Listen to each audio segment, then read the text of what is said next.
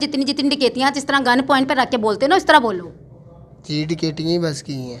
से वापस आ रही हो तो तब वलीमे से तो कैसे पता चलता है ये शादी से वापस आ रही गाड़ी तैयार हुई हुई होती है तो फैमिली बैठी होती है, वेल ड्रेस हुई हुई होती है, पता लग जाता है। है? नहीं मैं मिलता था तो उनको क्या कहते थे?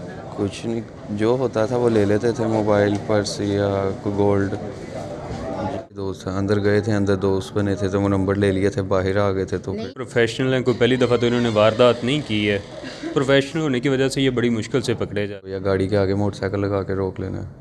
अच्छा। तो रोक के गन पॉइंट पे फिर उनसे मोबाइल पर्स चीज़ें वगैरह लेनी है, चाबी निकाल के पर पीछे फेंक देनी है।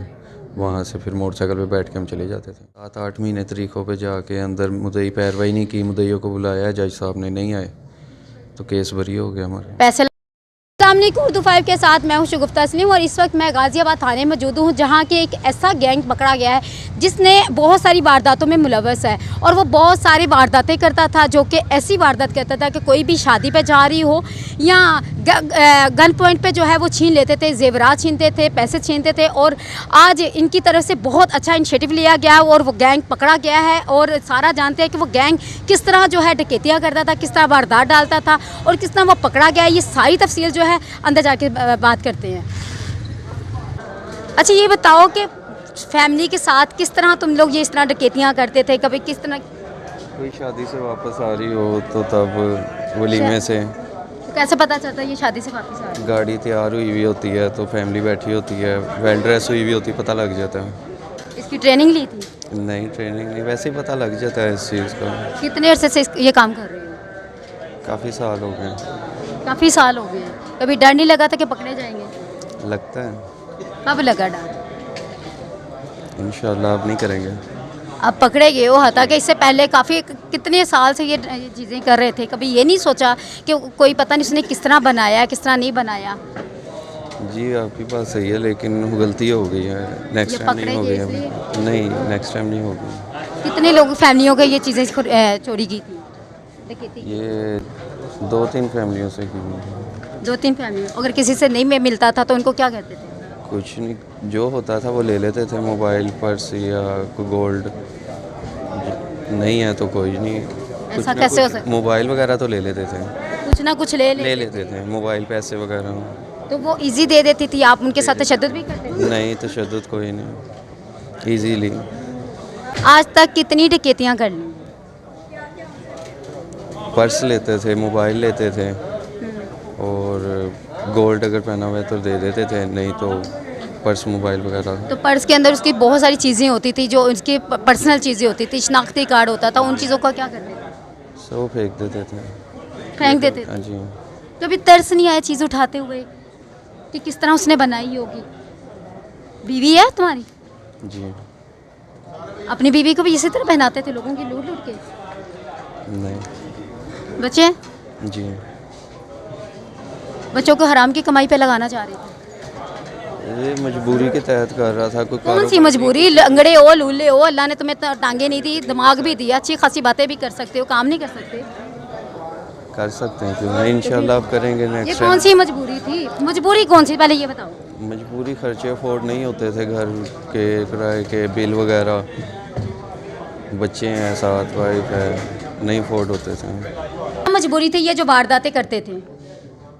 कुछ भी नहीं, बेरोज़गार थे, कोई काम वगैरह नहीं आता था, ना कोई हुनर था, खर्चे अफोर्ड नहीं होते थे, इस वजह से। हुनर आता नहीं था कि सीखा ही नहीं था? सीखा ही नहीं। क्यों? पता ये मतलब पहले से मैंने बनाया हुआ था मैंने डकैतियाँ करनी है, नहीं, तो फिर मतलब सोचा हुआ था, यही सोचा था कि मैंने बड़ा होकर क्या बनना है, कुछ ना कुछ तो सोचता ना बंदा, पढ़े लिखे हो। नहीं। अच्छा ये बताओ, ये डकैती करते कितने लोग थे? 2 लोग थे। किस तरह करते थे ये वारदात? कैसे एक डरते? मोटरसाइकिल चलाता था, मैं पीछे बैठा होता था।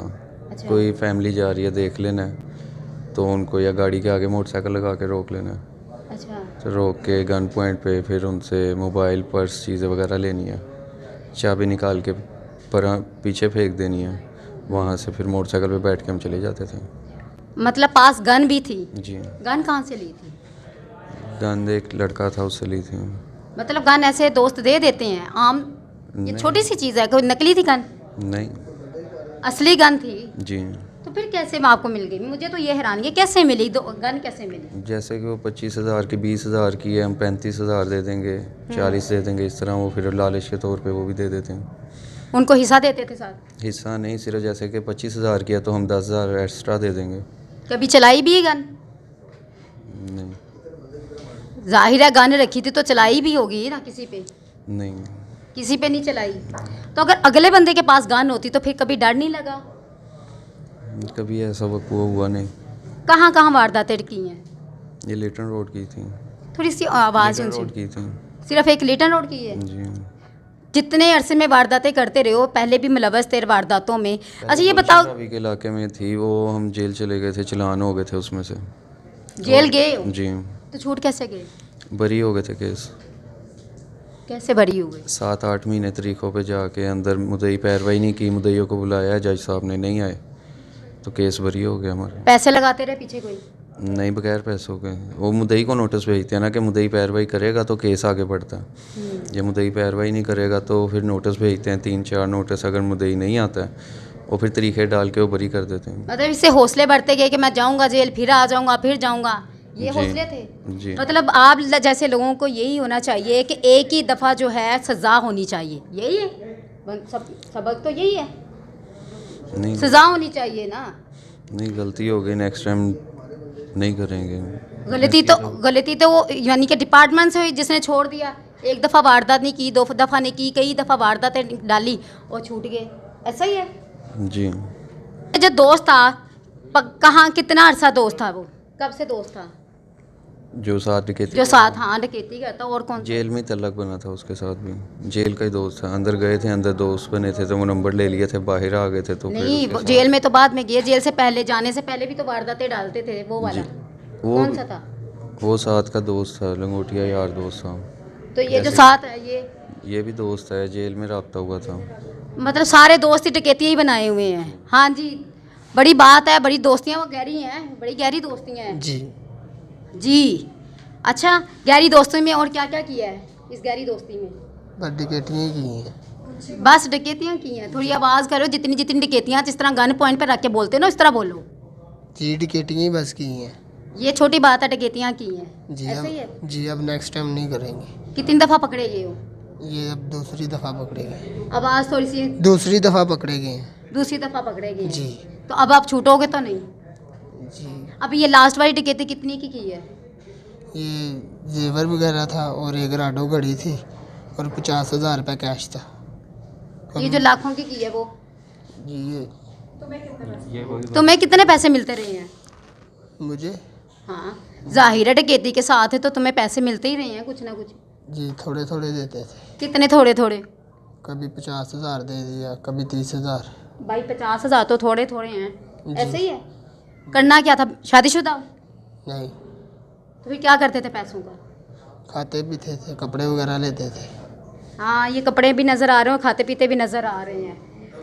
जी, मेरे साथ इस वक्त इंस्पेक्टर साहब मौजूद हैं, हैदर साहब। तो उनसे जानते हैं इन्होंने किस तरह इस गैंग को पकड़ा है और जो है आसानी से पकड़ा गया, ये कैसे है? अस्सलाम वालेकुम। वालेकुम सलाम है। कितनी मुश्किल हुई आपको इनको पकड़ने के लिए? मुश्किल ज़ाहिर बात है, ये प्रोफेशनल हैं, कोई पहली दफ़ा तो इन्होंने वारदात नहीं की है। प्रोफेशनल होने की वजह से ये बड़ी मुश्किल से पकड़े जाते हैं। हम ज़्यादातर आईटी का इस्तेमाल करते हैं, कैमरास चेक करते हैं, इनकी आइडेंटिफिकेशन के लिए जियो फेंसिंग करवाते हैं। उसके बाद दूसरा आइडेंटिफाई करते हैं कि इनका जो आने का रास्ता है, जाने का रास्ता है, उन दोनों को फॉलो अप करते हैं कि किस एरिया से आए हैं। उसके बाद मोबाइल ट्रैकिंग करवाते हैं। ये हमने जो है ना वो मोबाइल ट्रैकिंग से जो है ना वो पकड़े। जब इतनी मुश्किल से आप लोग पकड़ते हैं, फिर ज़मानतें भी आसानी से हो जाती हैं, पीछे भी इनके पैसे भी नहीं लगते, तो आपको नहीं लगता कि ये चीज़ गलत है? क्योंकि इनके तो हौसले अफजाई होती है इस तरह। नहीं, जो ऑर्गेनाइज क्राइम चलान करता है ये इजीली जो है ना वो नहीं छूटते इसमें, क्योंकि हम लोग जो है ना वो इनकी करवाते हैं शनाख्त परेड।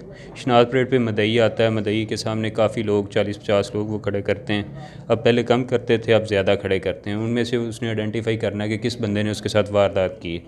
तो जब वो उसको आइडेंटिफाई कर उनमें से बताता है कि ये वाला है, तो फिर वो जज के सामने जो है ना आइडेंटिफिकेशन हो जाती है, उसमें जल्दी बेल नहीं होती। अब ये जल्दी इंशाल्लाह बाहर नहीं जाएंगे और लाहौरियों का इंशाल्लाह नुकसान नहीं करेंगे। अब जैसे कि इनके पास जेवरात थे वो भी इन्हीं से बरामद हुए, पैसे भी इन्हीं से बरामद हुए, तो जाहिर बात पहले भी इन्होंने यही चीज़ें की हैं।